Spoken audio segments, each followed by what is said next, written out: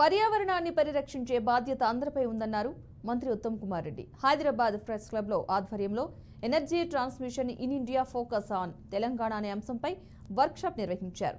ఈ కార్యక్రమానికి మంత్రి ఉత్తమ్ కుమార్ రెడ్డి హాజరయ్యారు. ఈ వర్క్షాప్ మంచి ఫలితాలు ఇవ్వాలని కోరుకుంటున్నామన్నారు.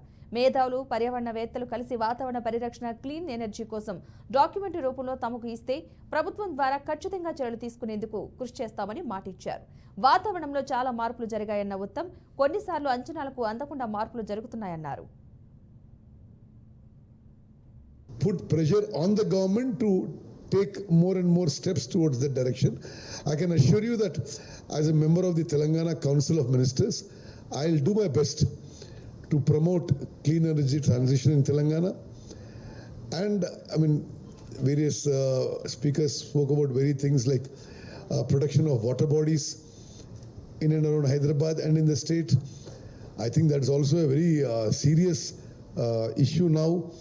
With the rapid urbanization,